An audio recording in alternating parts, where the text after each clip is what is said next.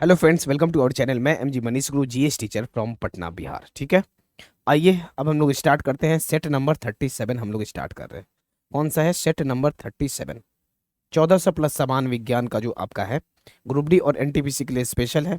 इसके लिए आपको क्या करना है, आपको सेट नंबर 37 के लिए इस पे आप व्हाट्सअप कीजिए, आपको इसका पीडीएफ मिल जाएगा।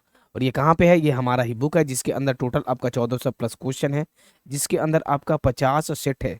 और आज हम लोग कर रहे हैं सेट नंबर 37। ठीक है, कंप्लीट बुक का 50 सेट का पीडीएफ के लिए इस नंबर पे आप व्हाट्सअप कीजिए 8622904250 पे, तो आपको मिल जाएगा। अब आइए जरा सा हम लोग यहाँ पे आते हैं। हमारे बारे में सबसे पहले जान लीजिए। हम एक एडुकेटर है जो कि अनअकैडमी पे पढ़ाते हैं। तो आपको क्या करना है, मनीष कुमार रॉय का नाम से आपको सर्च करना है। और ऑल गोल में आपको एसएससी एग्जाम नॉन टेक्निकल क्या करना है, एसएससी एग्जाम नॉन टेक्निकल आपको सेलेक्ट करना है। ठीक है, नॉन टेक्निकल। और आपका डेली क्लासेस सुबह में आपका 10 बजे पहला क्लास होता है, सुबह में 10 बजे। और दूसरा क्लास होता है आपका रात में 10 बजे। ठीक है, आज रात में भी आपका क्लास है। और दोनों क्लासेस बिल्कुल भी फ्री है। अभी अपना चल रहा है वहाँ पे साइंस का 3000 प्लस क्वेश्चन का सीरीज चल रहा है। आज रात में 10 बजे जो है जरूर से जरूर जुड़िए। वीडियो का डिस्क्रिप्शन के नीचे क्लास का भी अनअकैडमी के क्लास का लिंक मिल जाएगा। अनअकैडमी का किसी भी सब्सक्रिप्शन का लिंक के लिए आपको क्या कोड लगाना है, तो कोड लगाइएगा आप मनीष, उसके बाद गुरु, उसके बाद आपको 10 लगा देना है। तो 10% का डिस्काउंट या फिर आपको मैक्सिमम डिस्काउंट मिलेगा। ठीक है, अब आइए हम लोग सेट नंबर 37 का पहला नंबर क्वेश्चन पे आते हैं। पहला क्वेश्चन देखिए, वैसे ही जैसे हम लोग करते हैं उसी हिसाब से करेंगे। आधुनिक आवर्त सारणी के वर्ग एक के तत्वों को क्या कहा जाता है? वर्ग एक के तत्वों को क्या कहा जाता है? क्या कहा जाता है इसके? वर्ग एक के तत्वों को क्या कहा जाता है? तो इसी को हम लोग कहते हैं, ऑप्शन नंबर बी आपका सही उत्तर आएगा, क्षार धातुएं कहा जाता है। क्या कहा जाता है? क्षार धातुएं कहा जाता है। क्लियर? एकदम सही है ना? सभी का एकदम क्लियर है? चलिए, ऑप्शन नंबर बी आपका सही उत्तर आएगा, क्षार धातुएं कहा जाता है। और पता है सभी को, आदर्श इनर्ट गैस किसको कहा जाता है? तो इनर्ट गैस आपका कहा जाता है 18th वाले ग्रुप का। ठीक है, हाइलोजन कहा जाता है 17th वाले ग्रुप का, 17th वाले ग्रुप का। और सेकंड वाले को आपका क्षारीय मृदा धातु। चलिए अब अगले क्वेश्चन पे आइए। इसका देखिए, ब्रह्मांड में प्रत्येक वस्तु एक नए वस्तु का एक बल के साथ आकर्षित करती है जो डैश के वर्ग के विपरीत अनुपातिक होती है। किसका आएगा आपका सही उत्तर? क्या आ जाएगा आपका? ब्रह्मांड की प्रत्येक वस्तु एक अन्य वस्तु को एक बल के साथ आकर्षित करती है जो उनके मध्य की दूरी के वर्ग के विपरीत करती है। ठीक है, उनके मध्य के दूरी, ऑप्शन नंबर बी आपका सही उत्तर आएगा, मध्य के दूरी के वर्ग के उनके विपरीत करती है। ठीक है, नेक्स्ट आइए देखिए क्या है। 300 वाट के एक इलेक्ट्रिक पंखे का प्रति 8 घंटे का उपयोग, तो ऊर्जा आपको निकालना है। ये सब क्वेश्चन इतना बार किए हम लोग, देखिए बस सिंपली आपको क्या करना है, 300 गुने 8 और बटे में आपको 100 कर देना है। सॉल्व कर दीजिए, कितना आएगा? सॉरी, बटे में 1000 करना है। सॉल्व कर दीजिए, 8 3 की 24, 2.4 आपका आ जाएगा आंसर। बताइए, एकदम क्लियर है सभी को? सिंपल क्वेश्चन, 2.4 आपका आंसर आ जाएगा। अगर आप एक बार प्रैक्टिस किए हैं, आराम से ये क्वेश्चन को सॉल्व कर सकते हैं। अगले नंबर क्वेश्चन पे आइए। किसी को कुछ भी डाउट नहीं हो रहा है? चलिए अगले क्वेश्चन पे आइए। अगला देखिए, डैश का प्रयोग हवा की शक्ति और वेग को मापने के लिए किया जाता है। जैसे आप हवा देख लीजिए तो आपके दिमाग में आना चाहिए एनीमोमीटर। एनीमोमीटर का प्रयोग हवा की शक्ति और वेग को मापने के लिए किया जाता है। क्या आएगा? सिंपल क्वेश्चन है आपका, एनीमोमीटर आपका सही उत्तर आएगा। नेक्स्ट क्वेश्चन पे आइए, अगले क्वेश्चन पे। इसका देखिए क्या है, 1/450 को आवृत्ति दशमलव के रूप में लिखने पर इसके बराबर होगा। किसके बराबर होगा? देखिए कुछ नहीं, बस 1/450 कर दीजिएगा ना। इसको मैथ्स आपको सॉल्व करना है, बस आपको क्वेश्चन मैथ्स कितना आ जाएगा, 0.002 आ जाएगा आपका आंसर। इसको कैलकुलेशन करना है बस, और कुछ भी नहीं करना है। ऑप्शन नंबर ए आपका सही उत्तर आएगा। और ये जो देखिए 2 के ऊपर आपका डॉट दिया है, मतलब बार टाइप का दिया है, मतलब ये आपका 2 आते रहेगा इस तरीका से। तो जैसे आपका 0.002 बार बार आ रहा है, ऊपर यहाँ पे इस तरीका से बार दे दिया जाता है। ठीक है, क्लियर? चलिए, मतलब ये आपका मैथ्स का भी क्वेश्चन साइंस में दे दिया है। ध्वनि डैश से संचरण कर सकती है? केवल गैस, सभी विकल्प, केवल ठोस पदार्थ, केवल द्रव पदार्थ। क्या आएगा आपका सही उत्तर? ध्वनि के संचरण के लिए किसी न किसी एक माध्यम का तो होना एकदम आवश्यक है, सभी को पता ही है। और निर्वात में जो है ध्वनि का संचरण नहीं होता है। निर्वात में आपका ध्वनि का संचरण नहीं होता है। कहाँ पे? तो वैक्यूम में आपका नहीं होता। ये आपका काफी इंपॉर्टेंट पॉइंट है। लेकिन आपका इसका सही उत्तर क्या आ जाएगा? 6 नंबर का ऑप्शन नंबर बी, सभी विकल्प आपका सही उत्तर। ठीक है, गैस में भी, ठोस में भी, द्रव में भी। नेक्स्ट है, केवल निर्वात में नहीं होता है। अगले क्वेश्चन पे, एक घर में एक महीने में 200 इकाई ऊर्जा की खपत होती है, तो जूल में यह ऊर्जा कितनी होगी? पहले ही हम लोग ये सब क्वेश्चन, इतना सारा क्वेश्चन ये सब कर चुके हैं, किसी को एकदम डाउट नहीं आएगा। देखिए, एक के डब्ल्यू एच बराबर कितना होता है? 3.6 गुने 10 के पावर 6 जूल। ठीक है, तो आपका यही जो होता है ना, एक यूनिट यही आपका होता है, या फिर एक इकाई बराबर इतना आ जाएगा। तो 200 इकाई बराबर कितना आएगा? तो बस कुछ नहीं, 3.6 गुने 10 के पावर 6 गुने 200 कर दीजिए, इसको गुना कर दीजिएगा, आपका आंसर आ जाएगा। कितना आएगा? 7.2 गुने 10 के पावर 8 जूल। किसी को भी डाउट नहीं होगा, सभी का आंसर एकदम क्लियर आ गया होगा। ऑप्शन नंबर सी आपका सही उत्तर आएगा। इतना क्वेश्चन कर लिए हम लोग, किसी को भी आशा करते हैं कि दिक्कत नहीं हुआ होगा। ठीक है, क्लियर है? नेक्स्ट क्वेश्चन पे आइए, इसको देखिए। पौधों में डैश नामक उत्तक के कारण लचीलापन होता है। पौधों में डैश नामक उत्तक के कारण, किसके कारण? ऑप्शन नंबर बी आपका सही उत्तर है, कोलेन काइमा के कारण लचीलापन, स्केलन काइमा के कारण कठोर और दृढ़ता, कठोर और दृढ़ता। ठीक है, और आपका ये जो दिया है पेरेन काइमा, ये क्या कहता है कि आपका एपिडर्मिस की तरह, ये एपिडर्मिस की तरह बाहरी संरचना, बाहरी का संरचना से ये सपोर्ट देता है। ठीक है, नेक्स्ट आइए क्वेश्चन, इसको देखिए। 150 किलोग्राम द्रव्यमान की एक वस्तु 5 मीटर में 6 मीटर प्रति सेकंड से 16 मीटर प्रति सेकंड की वेग से त्वरित करता है, तो त्वरण ज्ञात कर दीजिए। एकदम सिंपल है, ए बराबर वी माइनस यू बटे में टी। वी आपका कितना दिया गया है? तो 16 दिया है आपका, वी 16, यू आपका कितना दिया है? 6 है, और बटे में आपका क्या? टी 5 आ जाएगा। सिंपली हम लोग कर लिए 10/5, 2 मीटर प्रति सेकंड स्क्वायर। आंसर ये सब कुछ ना, ये 150 ग्राम ऐसे ही दिया है। आपका 9 का सही उत्तर ऑप्शन नंबर ए। मजा आ रहा है? एकदम सिंपल क्वेश्चन हो गया। चलिए नेक्स्ट देखिए। अच्छा भैया, ये आपका है मैथ्स का क्वेश्चन है, और आप लोग मैथ्स में तो काफ़ी माहिर है। ये शायद गलती से हमारे टाइपिंग वाले भैया जी जो हैं मैथ्स का टाइप कर दिए हैं, तो इनको हम लोग छोड़ते हैं। हम लोग अगले क्वेश्चन पे आइए, साइंस पे आइए बस। इसका बताइए, यांत्रिक ऊर्जा माइनस गतिज ऊर्जा क्या होता है? देखिए, सबसे पहले जान लीजिए, यांत्रिक ऊर्जा को मैकेनिकल एनर्जी बराबर गतिज ऊर्जा प्लस स्थितिज ऊर्जा। ठीक है, तो यांत्रिक ऊर्जा में से अगर हम लोग गतिज ऊर्जा घटा देंगे तो क्या आएगा? देख लीजिए, घटा दिए तो क्या आ गया आपका? स्थितिज ऊर्जा आ गया।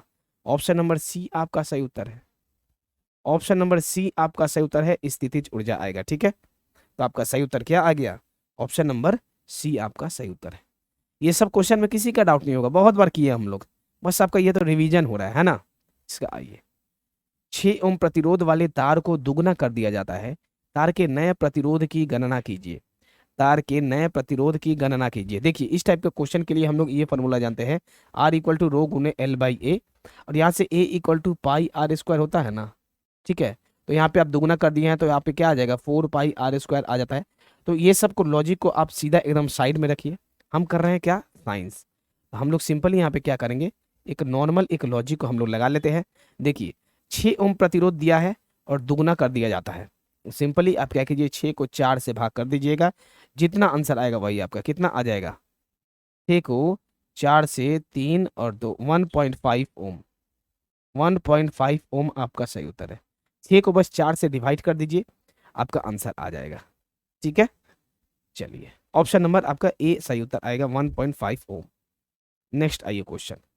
डैश वह भौतिक राशि है जो कभी भी ऋणात्मक नहीं हो सकता।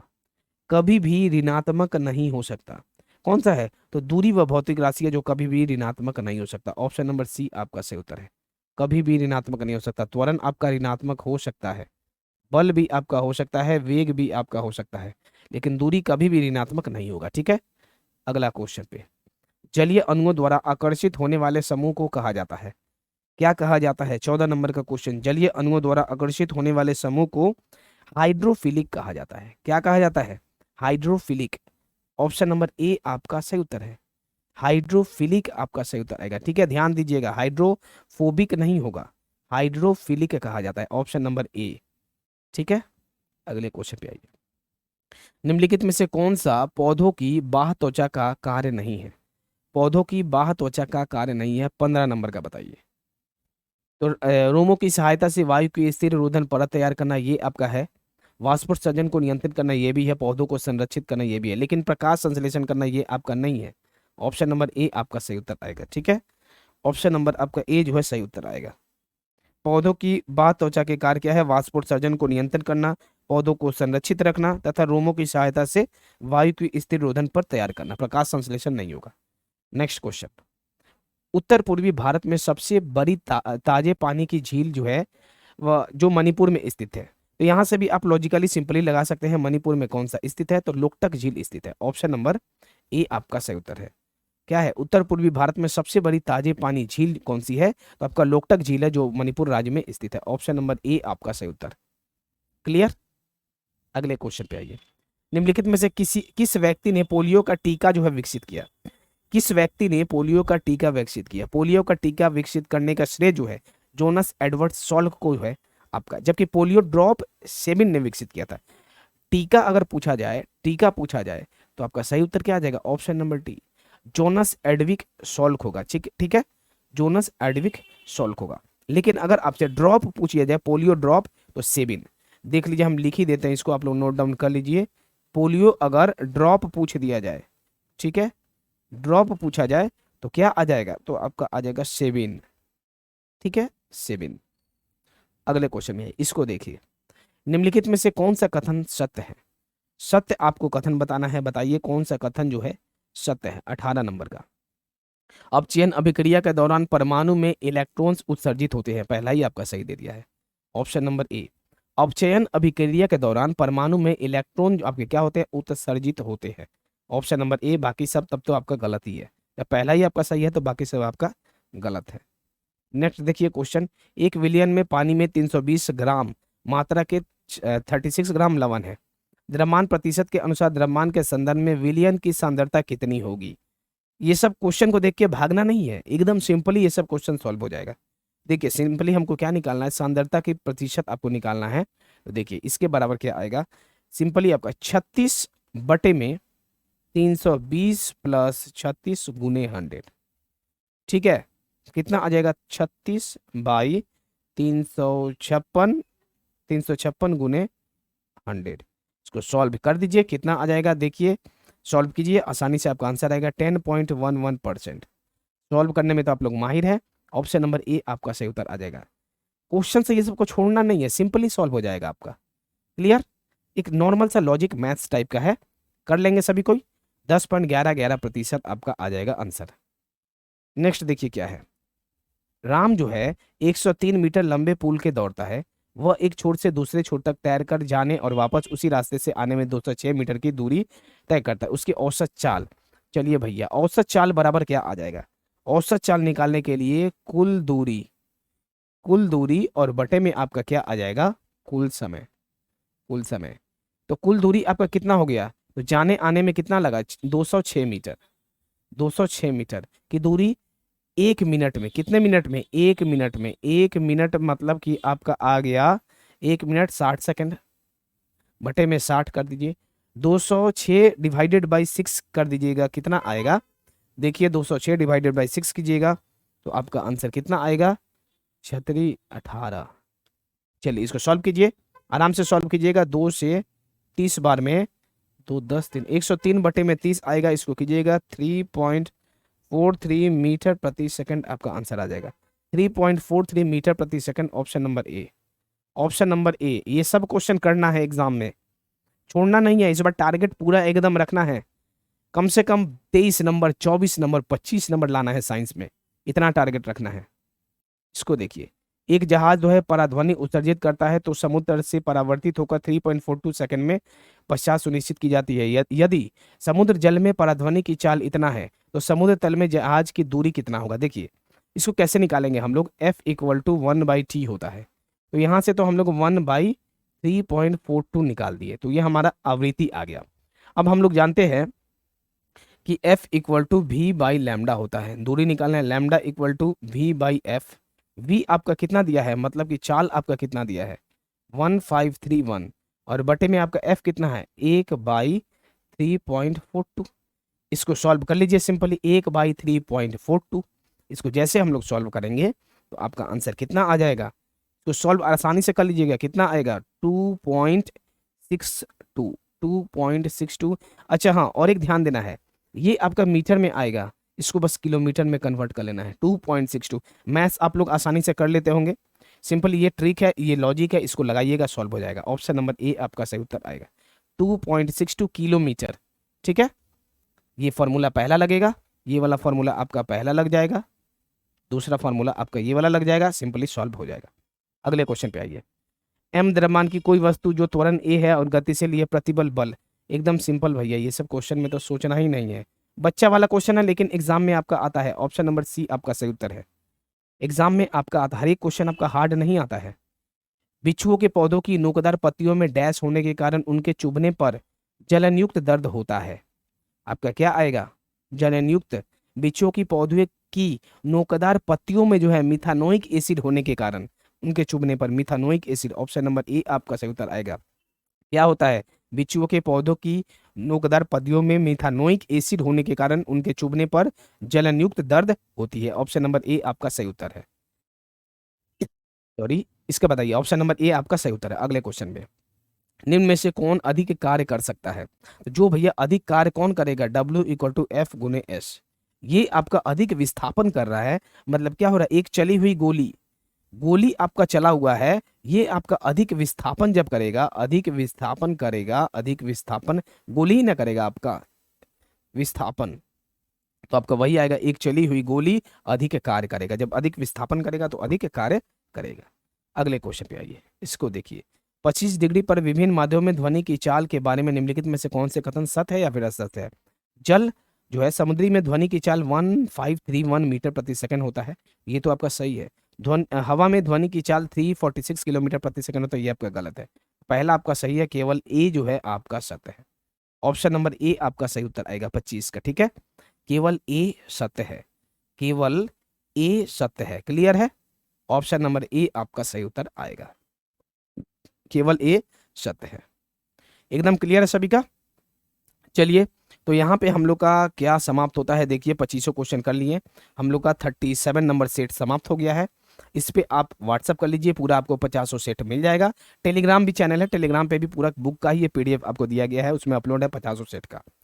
ठीक है, तो अब हम लोग मिलते हैं कब, नेक्स्ट वीडियो में मिलते हैं। लगातार पढ़ाई कीजिए और लगातार सिलेक्शन लीजिए। धन्यवाद सभी को।